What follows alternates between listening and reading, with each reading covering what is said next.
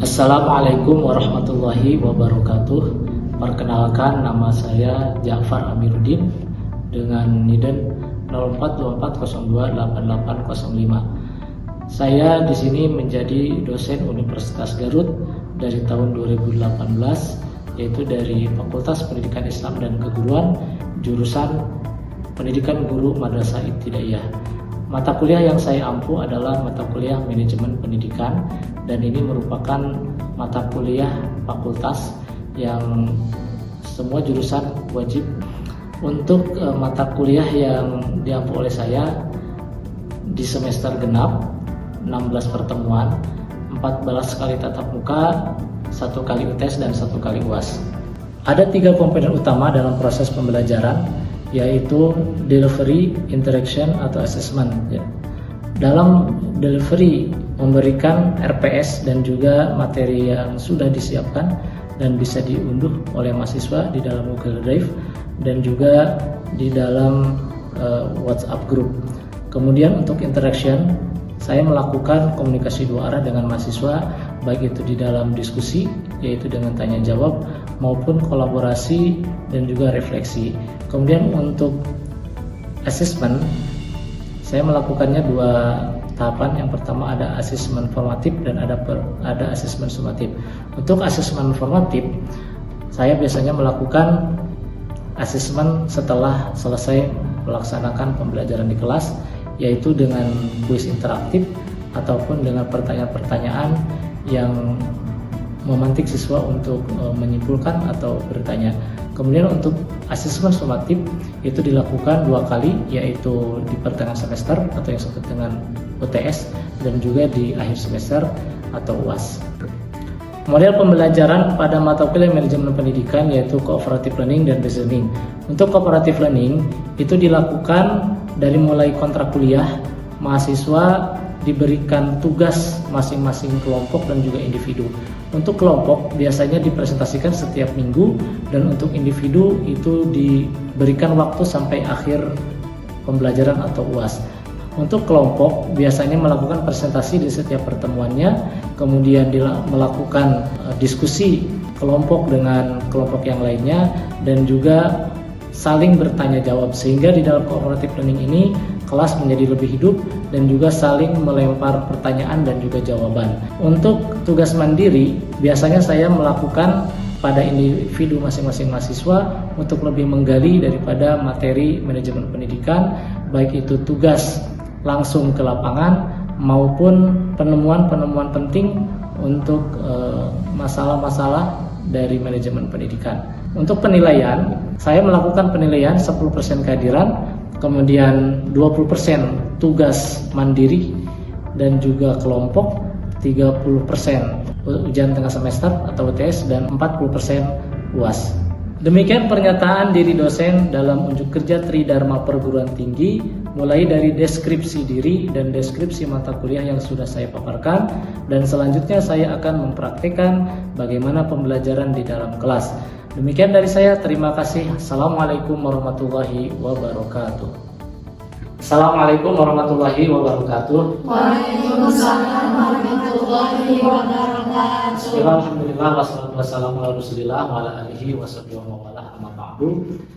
Puji dan syukur marilah kita sama-sama panjatkan kehadirat Allah Subhanahu wa taala. Alhamdulillah, pada kesempatan yang berbahagia ini kita bisa bermuajah bertemu kembali pada mata kuliah manajemen pendidikan di semester 6. Pada semester genap ini kita akan mempelajari berbagai macam daripada fungsi-fungsi manajemen dan nanti bagaimana penerapan di lapangan supaya kalian semua bisa memahami apa yang dimaksud dengan fungsi-fungsi daripada manajemen. Untuk selanjutnya saya absen dulu ya. Yang pertama Neng Lirna. Hadir Pak. Dia ya. Silvi Wulan Ninggara. Hadir. Wizli Mujizah. Berarti hadir semua ya. Alhamdulillah. Di pertemuan ketiga ini Bapak akan menjelaskan fungsi-fungsi manajemen ya. Yang sebelumnya kita sudah melewati pertemuan pertama dan kedua. Di pertemuan pertama kita mempelajari bagaimana landasan ya atau dasar-dasar daripada konsep manajemen. Dan di pertemuan kedua kita menjelaskan tanggung jawab, tugas dan tanggung jawab daripada manajemen. Apa masih ada yang ingat terkait apa itu manajemen? Silakan Silvi. Baik, bismillahirrahmanirrahim. Saya Silvi Wulandari. Di sini saya mau menjawab daripada pertemuan sebelumnya tentang manajemen secara umum.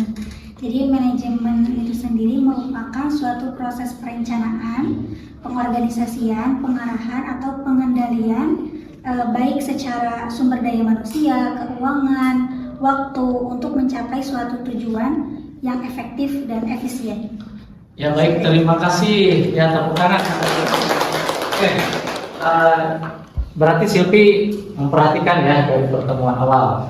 Nah, setelah kita memahami daripada konsep dasar manajemen, kemudian kita juga sudah mempelajari tugas dan tanggung jawab daripada manajemen umum ya, yang sebetulnya kita hari ini akan mempelajari manajemen pendidikan di madrasah.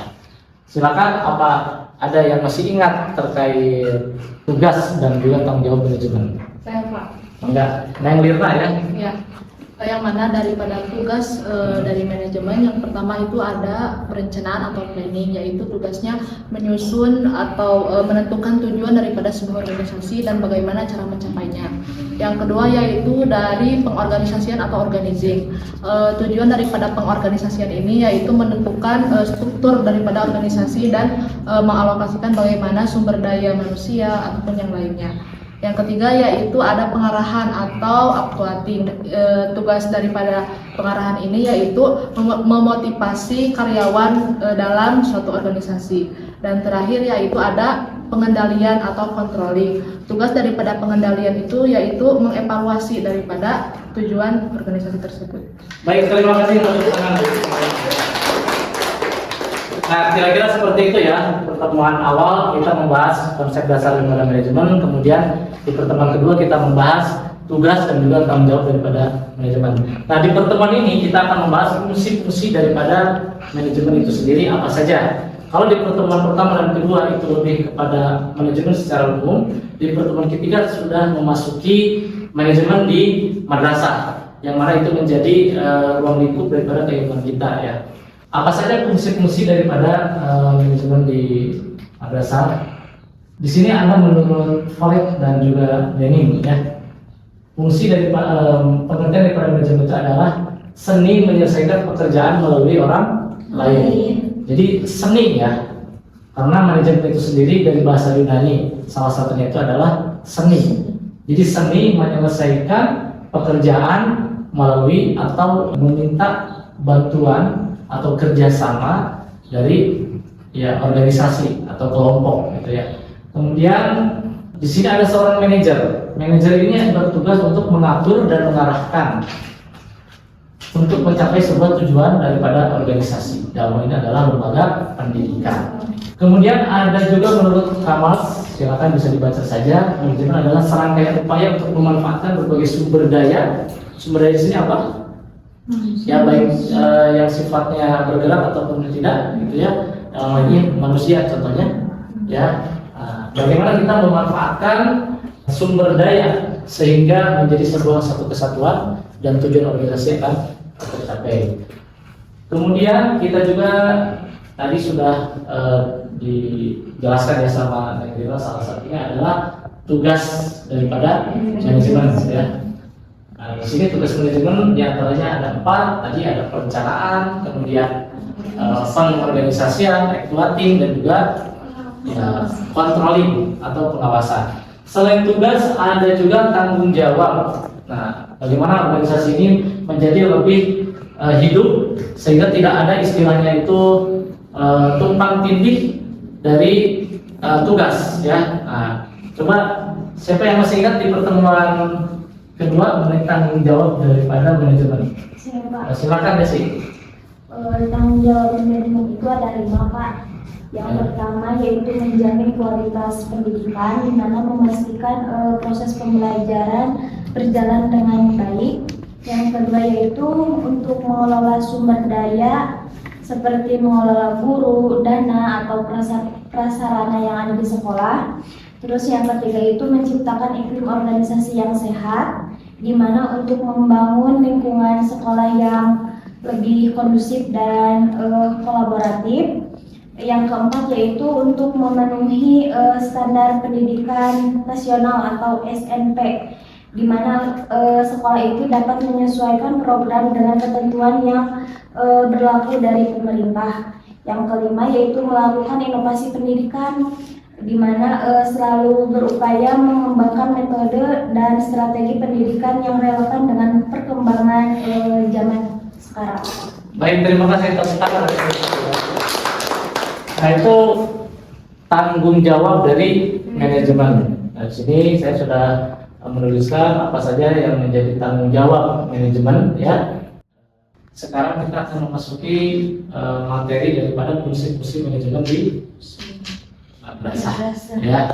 Nah, kalau tadi itu topik kedua, sekarang ada beberapa tokoh, ya, manajemen secara umum, ya.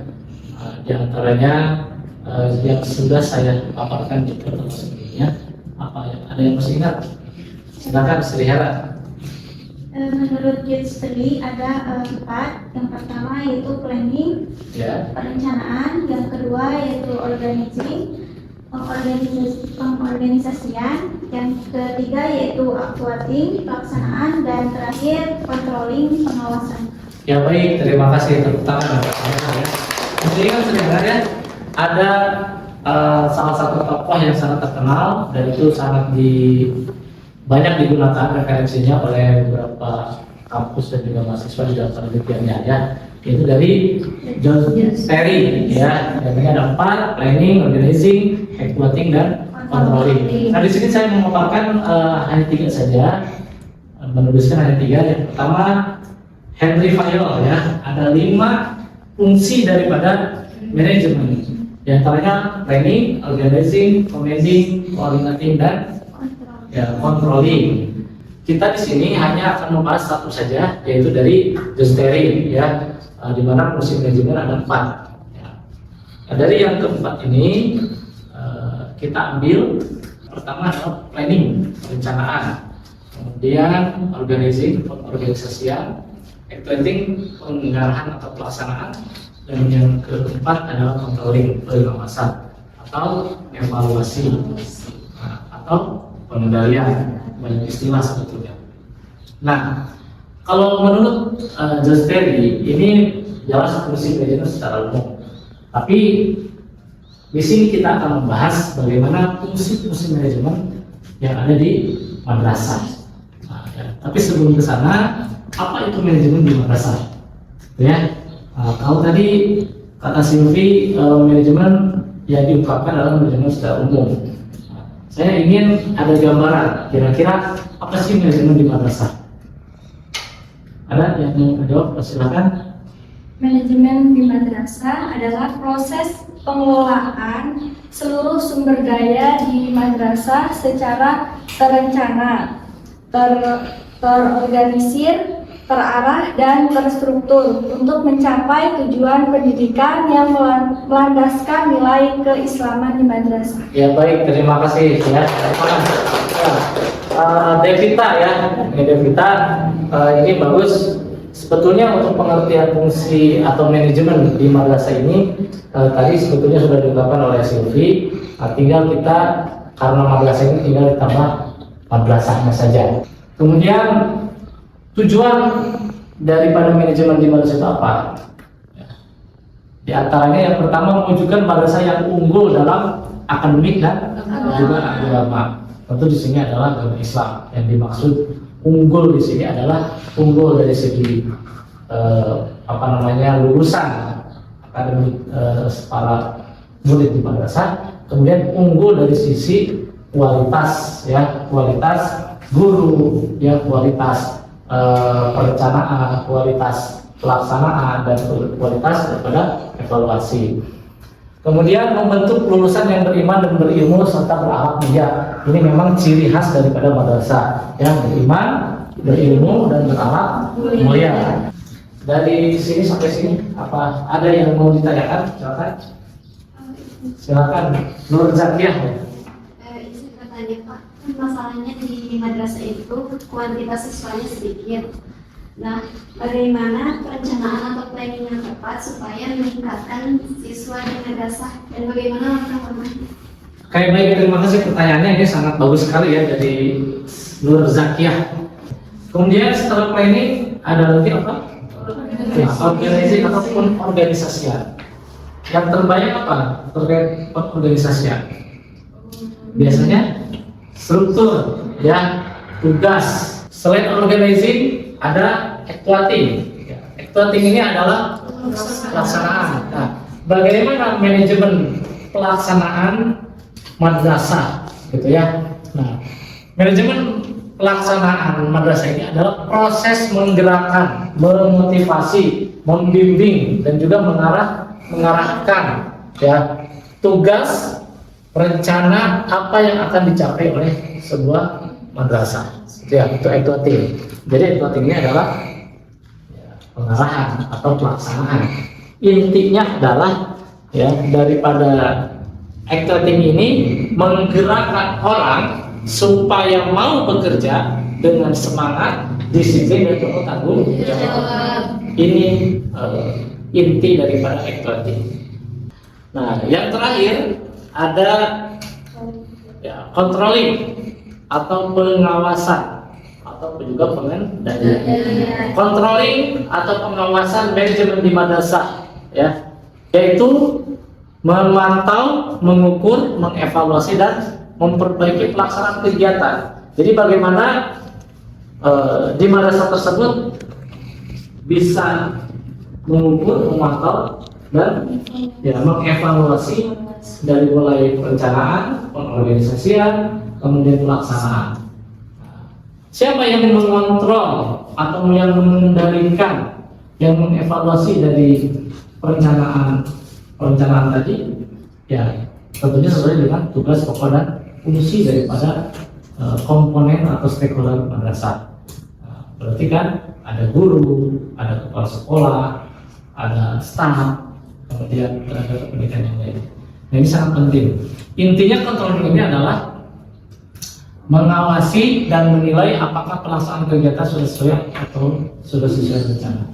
Hari ini kita akan membagi kelompok, ya. Untuk membagi kelompoknya, Bapak sudah dikirim di WhatsApp untuk di-print di masing-masing.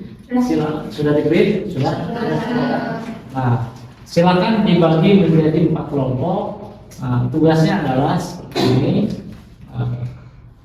Cari satu kegiatan di madrasah dan berikan langkah-langkahnya agar kegiatan tersebut tercapai sesuai fungsi daripada manajemen. Kelompok 1 itu membahas planning, kelompok 2 organizing, kelompok 3 actuating, dan kelompok 4 controlling. Kalian hanya mencari satu aja kegiatan yang ada di madrasah dan masing-masing kelompok sesuai dengan fungsi manajemen apa saja langkah-langkah agar planning, organizing, actuating, controlling itu bisa tercapai. Silahkan ya dibagi 4 dan kursinya di posisikan di masing-masing kelompok. Enggak.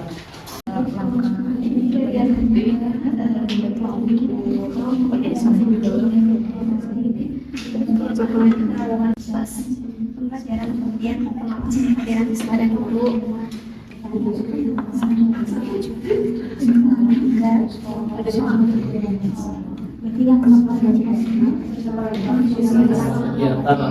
Kegiatan, alasan ketercapaiannya tuliskan ya. Selanjutnya silakan dipresentasikan dari masing-masing kelompok dan kelompok yang lain harap untuk menyimak. Silakan satu. Boleh.